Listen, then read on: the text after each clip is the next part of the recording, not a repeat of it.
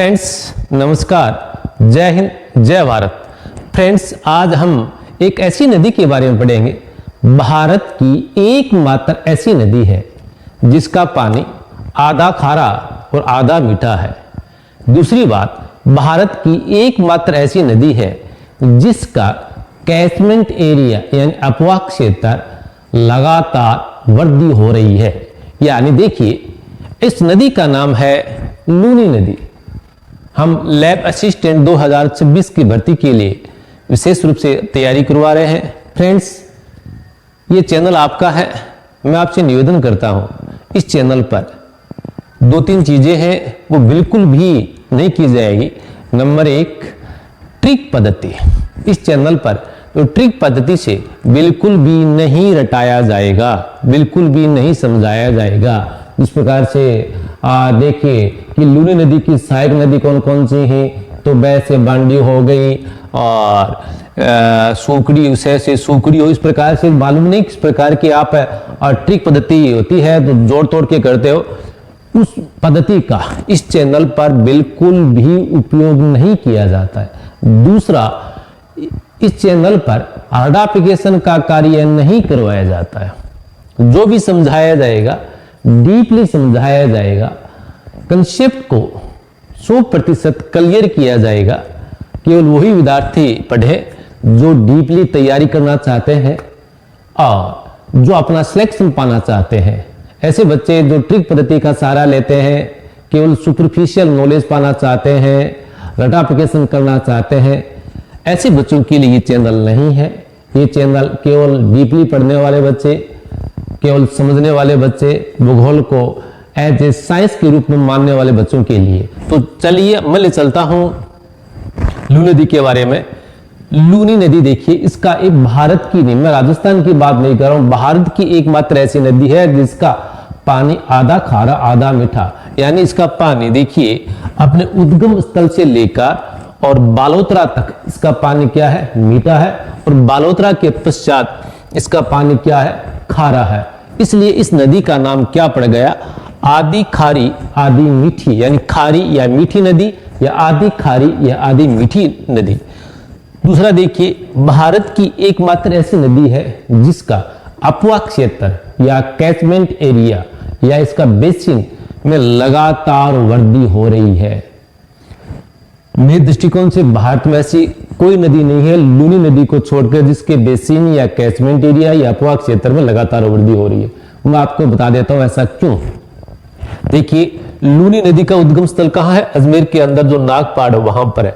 पहले नदी, इसका पानी जैसे ही इस साइड के अंदर ये वाला नागौर है, जोधपुर है, ये पूरा क्या है, तेतीस सागर का भाग है। पहली नदी आज से करोड़ों साल पहले यहाँ से निकलती थी, निकलकर यहाँ पर तेतीस सागर था, तेतीस सागर के अंदर आकर गिर जाती थी। तेतीस सागर धीरे धीरे धीरे धीरे धीरे इसके अंदर किसमें बदल गया, मरुस्थलीय भाग के अंदर बदल गया। तो नदी धीरे धीरे धीरे धीरे अपने पानी को आगे लेकर चली गई।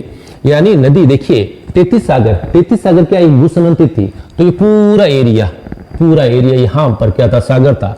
तो नदी क्या करती, यहाँ से निकल कर यहाँ पर पूरा 33 सागर था, यहाँ अपना पानी छोड़ देती थी, नदी है समाप्त हो जाती थी। लेकिन धीरे धीरे देखिए सागर क्या होता गया, पीछे हटता गया, सागर पीछे हटता गया और ये भूभाग क्या बन गया, मैदान बन गया। तो नदी ने क्या किया, इस सागर का पीछा किया, कहा तू कितने दूर, सागर को कहा आप कितने दूर जाएंगे, आप चलिए, आप आगे आगे, मैं उसके पीछे पीछे। और देखिए अब वर्तमान के अंदर यह नदी कहां आकर गिरती है, अरब सागर के अंदर, और जहां जो कच्छ कारण है वहां जाकर ये समाप्त हो जाती है, विलीन हो जाती है। तो अरब सागर के पीछे पीछे चल रही है, अरब सागर पश्चिम की ओर जा रहा है और ये जो लूनी नदी है उसके पीछे पीछे चल रही है। विशाल, मैं आपके पीछा करूंगी, तुम जहां जाएगा वहां मैं भी जाऊंगी। तो इसलिए इसकी जो कैचमेंट एरिया या अपवाह क्षेत्र है, बेसिन क्षेत्र है, इसके अंदर लगातार वृद्धि हो रही है। कोई टाइम के आज से करोड़ों साल पहले ये नदी केवल यहाँ तक थी और देखिए यहाँ से बहती यहाँ पर यहाँ तक चली गई। लूनी नदी का ये केवल पार्ट फर्स्ट पढ़ाया जा रहा है। इस लूनी नदी के 3 पार्ट होंगे हमारे। पार्ट फर्स्ट यहाँ तक बांडी नदी तक होगा, पार्ट सेकंड कल पढ़ाएंगे जो बांडी नदी से लेकर कच्छ के रन तक होगा, पार्ट थर्ड इसके अंदर डीपली क्वेश्चन आपको हल करवाए जाएंगे। फ्रेंड्स, वो जमाना चला गया जिसके अंदर आप ट्रिक्स या रटाफिकेशन पद्धति करके सुपरफिशियल नॉलेज द्वारा आप कंपटीशन फाइट करने की सोचते थे। बिल्कुल भी नहीं। आजकल तो कंडीशन ये हो गई कि बच्चों के 40% मार्क्स भी नहीं आते हैं और फिर कहते हैं, किसको कहते हैं, आरपीसी कहते हैं कि आरपीसी ने पेपर टफ दे दिया। नहीं, आरपीसी ने पेपर टफ नहीं दिया। आरपीसी ने केवल रटाफिकेशन पर बैन लगाया है, आरपीसी ने ट्रिक पद्धति पर बैन लगाया है, आरपीसी ने केवल जो सुपरफिशियल नॉलेज रखने वाले बच्चे उनको आउट किया है। तो प्लीज आप डीपली पढ़िए, कम पढ़िए, टॉपिक आप कम क्लियर कीजिए, लेकिन जो भी टॉपिक क्लियर करना चाहते हैं उनको डीपली पढ़िए। तो चलिए मैं चलता हूं आप लोग लूनी नदी के बारे में अब विस्तार से हम चर्चा करते हैं। सबसे पहले देखिए लूनी नदी का उद्गम स्थल कौन कौन सा है। उद्गम स्थल देखिए, यहां है अजमेर के अंदर। आप अजमेर गए हैं तो अजमेर के अंदर कभी आप आना सागर झील है, आना सागर झील के तट पर आप गए हैं घूमने के लिए, तो आना सागर झील के तट पर जहां पर सुभाष उद्यान है और बारादरी है, वहां पर आप खड़े होकर पश्चिम दिशा की ओर देखते हैं तो वहां पर एक नाग पहाड़ दिखाई देता है। हमें एक ऊंचा सा पहाड़ दिखाई देता है इस साइड के अंदर पश्चिम की ओर। वो पहाड़ कौन सा है? नाग पहाड़। नाग पहाड़ से देखिए जो पूरी नाग पहाड़ पर, इस पहाड़ों पर जो वर्षा होती है तो इसको नाग पहाड़ के जो पूर्वी हिस्से का जो पानी है वो उतरकर कहाँ आता है? आना सागर झील के अंदर आता है। और नाग पहाड़ के जो पश्चिमी हिस्से के अंदर जो पानी आता है वो प्रवाहित होकर क्या कहलाता है? सागरमती नदी कहलाता है। इसका उद्गम स्थल हो गया अजमेर के अंदर नाग पहाड़ का पश्चिमी भाग।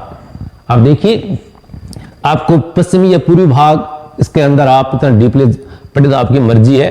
नाग पहाड़ अजमेर, जिला अजमेर, आना सागर झील के पास स्थित नाग पहाड़, और नाग पहाड़ के पश्चिमी भाग से इस नदी का क्या होता है? उद्गम स्थल होता है। जहां से ये उद्गम होती है उस स्थान पर इस नदी का नाम होता है सागरमती नदी। देखिए सागरमती नदी, यहां से नदी निकलकर सागरमती नदी के नाम से चलती हुई, और यहां पर अजमेर के अंदर एक गांव आता है गोविंदगढ़। गोविंदगढ़ के पास इसके अंदर एक नदी और मिल जाती है सरस्वती नदी। सरस्वती नदी और सागरमती नदी दोनों मिलकर अजमेर के अंदर गोविंदगढ़ कस्बा है, वहां पर इसका नाम क्या पड़ जाता है? लूनी नदी। तो देखिए यहां से प्रश्न उठता है कि लूनी नदी का नाम किस स्थान पर पड़ा? तो लूनी नदी का नाम अजमेर के अंदर एक गांव, एक कस्बा गोविंदगढ़, गोविंदगढ़ के पश्चात इसका नाम क्या पड़ा? लूनी नदी पड़ा। लूनी नदी से पहले इस नदी को किस नाम से जाना जाता है? तो लूनी नदी से पहले इस नदी को सागरमती नदी के नाम से जाना जाता है। और जब सागरमती के अंदर सरस्वती नदी आकर मिल जाती है तब इसका नाम पड़ता है लूनी नदी। तो यह तो हो गई हमारी सागरमती नदी। अब चलिए सरस्वती नदी, ये कहां से निकलती है? देखिए ये सरस्वती नदी निकलती है पुष्कर झील। पुष्कर झील से नहीं, पुष्कर झील के आसपास जो पहाड़ियां हैं, देखिए ये पुष्कर क्या एक घाटी है, चारों ओर इस प्रकार से पहाड़ियां पहाड़ियां पहाड़ियां, इस प्रकार चारों ओर पहाड़ियां। मैं कहूं इस प्रकार से देखिए एज ए पुष्प है, तो इसका नाम पुष्कर क्यों पड़ा? इसकी पहाड़ियों की आकृति क्या है? ये पुष्प के समान है, गोल इस प्रकार से है। तो उनके जो पहाड़ियों के जो अंदरूनी हिस्से का जो पानी है वो आकर कहाँ आता है? पुष्कर झील के अंदर आता है। वहीं देखिए देखिए ये पहाड़ियां हैं, यहाँ पर पहाड़ियां, यहाँ पर पहाड़ियां, यहाँ पर पहाड़ियां। इन पहाड़ियों का पानी जो अंदरूनी भाग है इसका पानी आकर कहाँ इकट्ठा हो जाता है? झील के अंदर इकट्ठा हो जाता है, पुष्कर झील कहलाती है। और इन्हीं जो पहाड़ियां हैं, पुष्कर की पहाड़ियां हैं, इनके जो पश्चिमी हिस्से के अंदर यहाँ का पानी क्या है? बहकर कहाँ आता है? इस लूनी नदी में आकर मिल जाता है और वो कहलाती है सरस्वती नदी। तो सरस्वती नदी का उद्गम कौन सा हो गया? पुष्कर की पहाड़ियां। सागरमती नदी का उद्गम कौन सा हो गया? नाग पहाड़। और कहाँ मिली भाई? गोविंदगढ़। यहां से मिलने के पश्चात ये लूनी नदी देखिए कहाँ चलती है, कहाँ आती है? नागौर के अंदर आती है। जैसे सबसे पहले कहाँ आई? अजमेर। अजमेर से उसका उद्गम हुआ। अजमेर के पश्चात किस जिले के अंदर बहती है? नागौर के अंदर। आपको जिले का क्रम भी याद रखना चाहिए कि नदी का उद्गम होने के पश्चात जहां नदी समाप्त होती है तो क्रमानुसार आप जिलों का नाम बताइए। इस प्रकार पूछ सकते हैं कि आप पूर्व से पश्चिम की ओर नदी का जो अफवाह क्षेत्र है उसमें कौन कौन से जिले आते हैं वो बताइए क्रमानुसार, तो आपको मालूम होना चाहिए। इस प्रकार से पूछ सकते हैं कि नदी जहां जाकर समाप्त होती है वहां से लेकर पूर्व की ओर और जिलों का क्रम बताइए, तो वो भी आपको याद होना चाहिए। अजमेर, अजमेर के पश्चात नदी कहाँ आती है? नागौर। नागौर के अंदर एक गांव आता है, उसका नाम है रोहिसा गांव। रोहिसा गांव के अंदर एक इसके अंदर नदी आकर मिलती है उसका नाम है सूकड़ी प्रथम नदी। देखिए ये नदी, देखिए मैं इसका नाम लिख देता हूं, लिखा नहीं मैंने।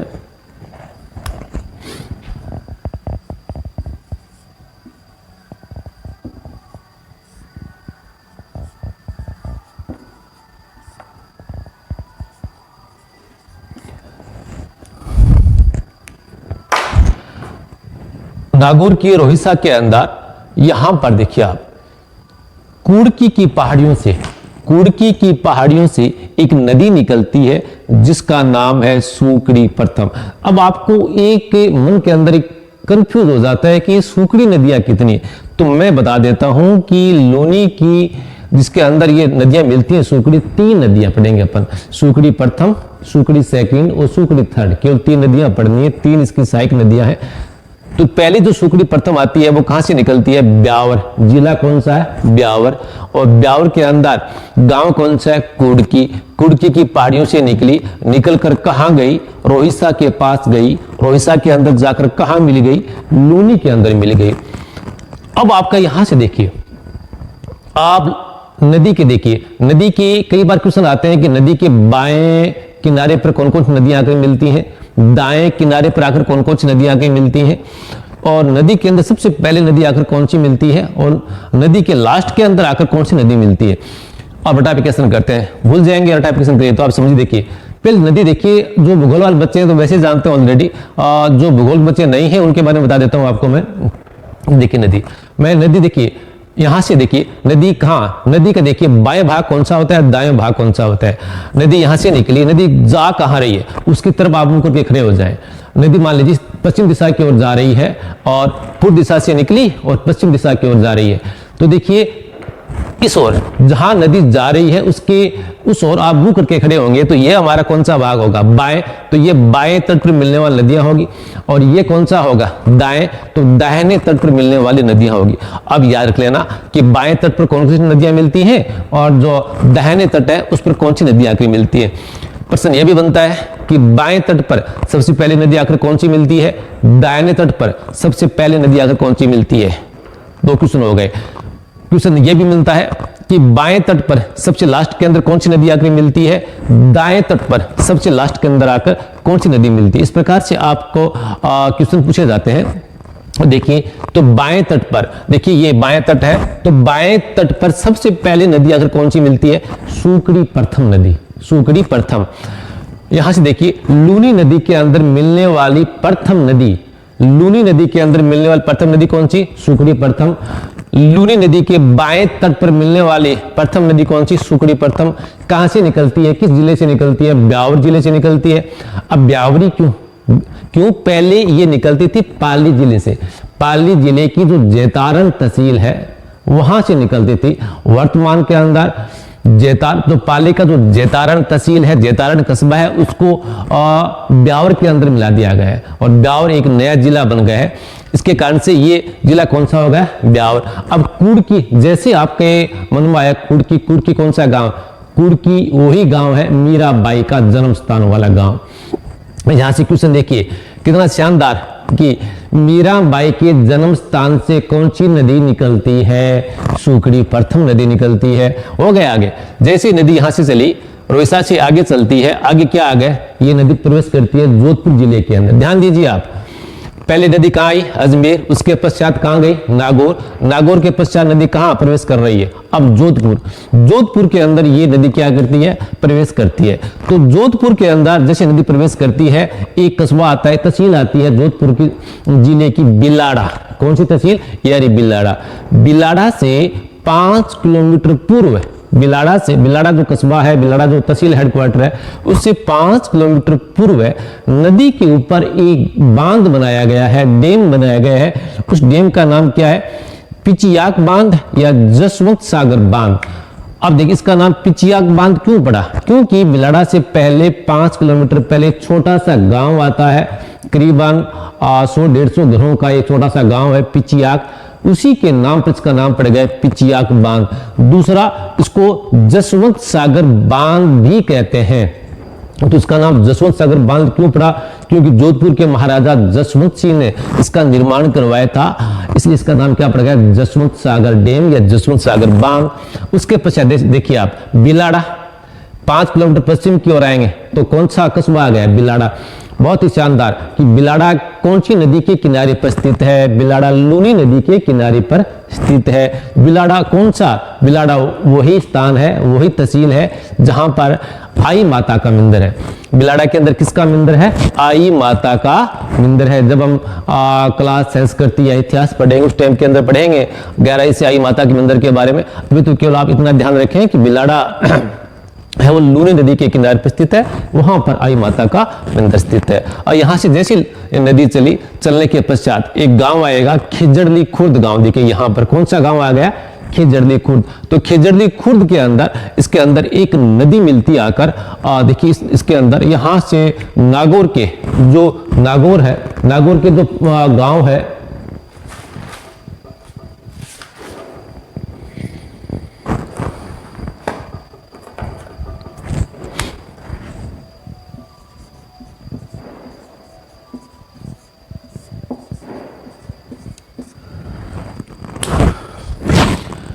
जैसे ये खिजड़ली खुर्द गांव के अंदर नदी आती है, वहां पर नागौर के पांडलू गांव की पहाड़ियों से एक नदी निकलती है, जोजरी नदी। जोजरी नदी आकर जोधपुर जिले के अंदर खिजड़ली खुर्द गांव के अंदर लूनी नदी के अंदर मिल जाती है। तो देखिए मात्र ऐसी नदी है जो इसके दाहिने तट पर आकर मिलती है। दाहिने तट पर मिलने वाली एकमात्र नदी कौन सी है लूनी नदी के अंदर? जोजरी। 2006-7 की जो आरपीसी की भर्ती थी 3rd ग्रेड उसके अंदर भी आया है, कई बार आता रहता है। महत्वपूर्ण भी है कि इसके दाहिने तट पर मिलने वाली एकमात्र ऐसी नदी कौन सी है? जोजरी नदी है। उसके पश्चात ये नदी कहां, देखिए कहां आती है? जोधपुर के अंदर एक गांव आता है लाखर गांव। लाखर गांव, हम लाखर गांव तक ही बढ़ेंगे और कल पढ़ेंगे अगले वीडियो के अंदर नदी के बारे में। लाखर गांव के अंदर एक नदी आकर मिल जाती है, इसका नाम है बांडी नदी। कौन सी? क्या नाम है? बांडी नदी। इसके अंदर बहुत ही महत्वपूर्ण, इस नदी की जितनी भी सहायक नदियां हैं उनमें से सबसे महत्वपूर्ण नदी मुझे लगी तो बांडी नदी लगी। बांडी नदी देखिए, और बांडी नदी देखिए, बांडी नदी का उद्गम स्थल कौन सा है? कहां आकर मिलती है? जोधपुर के अंदर लाखर गांव। देखिए उद्गम स्थल देखिए उसका, बांडी नदी का उद्गम स्थल है फुलाद की पहाड़ियां। देखिए आपको कई गाइडों के अंदर, ये कई बुक्स के अंदर आपको इसका नाम, जो बांडी नदी का जो उद्गम स्थल है, कहते हैं कहीं तो मिलता है आपको फुलाद गांव की पहाड़ियां, कहीं मिलता है गोरम घाट की पहाड़ियां। तो आप कंफ्यूज नहीं है। अब मैं बता देता हूं, यहाँ एक गांव है फुलाद गांव, छोटा सा गांव है, पहाड़ियों की तलहटी के अंदर बसा हुआ है और इस गांव के चारों ओर पहाड़ियां ही पहाड़ियां हैं। उन पहाड़ियों को उस गांव के नाम पर पड़ गया फुलाद गांव की पहाड़ियां या फुलाद पहाड़ियां। और इन्हीं पहाड़ियों के अंदर एक स्थान है गोरम। तो वहां पर तो गोरम की पहाड़ियां भी कहते हैं उनको, गोरम घाट की पहाड़ियां, गोरम की पहाड़ियां या फुलाद की पहाड़ियां भी कह देते हैं। गोरम एक स्थान का नाम है, घाट है, एक तंग दिखे रास्ता है, तो उसके नाम पर इसको गोरम घाट की पहाड़ियां या फुलाद की पहाड़ियां यहां से निकलने के पश्चात जैसे फुलाद गांव से 4 या 5 किलोमीटर साइड में आते हैं तो इस गांव के पश्चिमी भाग के अंदर एक डैम बनाया गया है। उस डैम का नाम है फुलाद डैम। देखिए किस पर बनाया गया है? बांडी नदी पर बनाया गया है। और यहां से चलने के पश्चात ये बांडी नदी कहां आती है? आउआ गांव। इसी बांडी नदी के किनारे पर एक गांव है जिसका नाम है आउआ गांव। अब आउआ गांव का नाम आते ही आपके दिमाग के अंदर आ जाना चाहिए कि आउआ कौन सा? वो ही 1857 की क्रांति वाला गांव, जिसके अंदर आउआ के जो ठाकुर कौन थे? कुशाल सिंह जी थे, उससे रिलेटेड ये गांव है। और यहाँ पर एक मंदिर भी है। कौन सी माता का मंदिर है? सुगाली माता का मंदिर है आवा गांव के अंदर। 1857 की क्रांति से रिलेटेड गांव है ये। आवा के पश्चात देखिए ये जो बांडी नदी है वो आती है हेमावास गांव के अंदर। और हेमावास गांव के अंदर सन 1911 के अंदर यहाँ पर एक बांध बनाया गया है। इस बांध का नाम है हेमावास बांध। यहाँ से चलने के पश्चात इसके उत्तर साइड के अंदर जैसे ही अपन 10 या 12 किलोमीटर चलते हैं तो यहाँ पर एक डिस्ट्रिक्ट हेडक्वार्टर आता है पाली। पाली किसके तट पर स्थित है? बांडी नदी के किनारे पर स्थित है। और यहाँ पर चलने के पश्चात इसके अंदर एक गांव आएगा, फेकारिया गांव। फेकारिया गांव के अंदर इसी बांडी नदी के अंदर आकर मिल जाती है गुइया नदी, और यहां से चलने के पश्चात ये बांडी नदी है लाखर गांव के अंदर लूरी में मिल जाती है। ये तो हो गई हमारी कौन सी, बांडी नदी। बांडी से रिलेटेड क्वेश्चन देखिए कौन कौन से आते हैं। बांडी कहां से निकलती है, फुलाद की पहाड़ियां या गोरम घाट की पहाड़ियां। अब यहां पर गोरम घाट, कमली घाट, भील, बेरी जलप्रपात, इससे रिलेटेड क्वेश्चन आते हैं। मैं आपको बता देता हूं कि है क्या चीज। इन फुलाद की पहाड़ियों के अंदर गोरम घाट, कमली घाट में टूरिस्ट पॉइंट है। यहां पर राजस्थान के अंदर एकमात्र नैरो गेज पर चलने वाली ट्रेन है, वो कहां से चलती है, उदयपुर से चलती है। उदयपुर के अंदर जो मावली है, मावली से लेकर मारवाड़ जंक्शन, देखिए यार हम मारवाड़ जंक्शन, मारवाड़ यहां से देखिए, यहां से चलती है मारवाड़ जंक्शन, मारवाड़ जंक्शन यहां पर मावली। तो देखिए मावली से ये ट्रेन चलती है, राजस्थान की एकमात्र ट्रेन जो कि नैरो गेज लाइन पर चलती है। ये टूरिस्ट ट्रेन है। भारत के अंदर ऐसी केवल मात्र 4 ट्रेन चलती हैं जो नैरो गेज पर चलती है। नंबर 1 राजस्थान के अंदर जो कि मावली टू मारवाड़ जंक्शन चलती है। कहां से होके जाती है ये कमली घाट, गोरम घाट, भील, बेरी जलप्रपात जो टूरिस्ट पॉइंट है उनको यहां से देखते हुए, दर्शन करते हुए मारवाड़ जंक्शन तक ये ट्रेन आती है। सुबह चलती है करीबन 10 बजे के आसपास और यहां पहुंच जाती है और शाम से को पुनः रवाना होकर यहां पर आ जाती है। ये टूरिस्ट ट्रेन है। यहां पर एक जलप्रपात आता है जिसका नाम है भील बेरी जलप्रपात। ये कहां पड़ता है, देखिए इस साइड के अंदर, देखिए ये कौन सा हो गया, पाली, और यहां पर कौन सा है, राजसमंद। पाली और राजसमंद के जो जिला है उसके सीमा पर ये पड़ते हैं। आगे आगे हमारा गुइया नदी, बांडी की सहायक नदी है गुइया नदी। देखिए गुइया नदी कहां से निकलती है, गुइया नदी जो पाली की तहसील है सोजत, सोजत के गांव है खारिया गांव, खारिया गांव की पहाड़ियों से निकलती है और निकलने के पश्चात इसके अंदर यहां से होते हुए ये बांडी मिल जाती है। कौन से गांव के अंदर, फेकारिया गांव के अंदर। और गुइया की एक सहायक नदी है उसका नाम है सुकड़ी द्वितीय नदी। सुकड़ी द्वितीय नदी, सुकड़ी द्वितीय नदी है सोजत से निकलती है।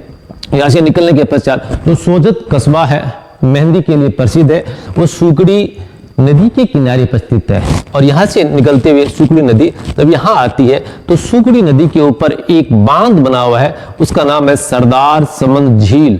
और इसका निर्माण किसने करवाया था, महाराजा उमेद सिंह ने करवाया था। कब करवाया था, 1933। उसके पश्चात आकर ये सुकड़ी नदी गुइया में मिल जाती है।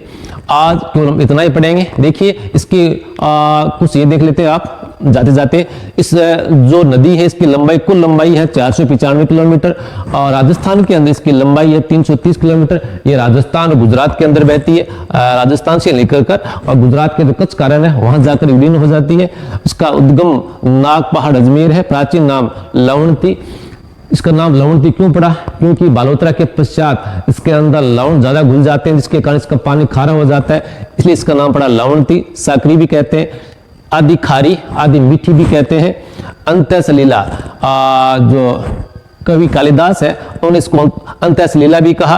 और जालोर के अंदर इसको रेला भी कहते हैं। उसका प्रवाह क्षेत्र है देखिए 7 जिलों के अंदर है, अजमेर, नागौर, ब्यावर, जोधपुर, बाड़मेर, बालोतरा और जालोर। वो पढ़ेंगे कल। Thank you.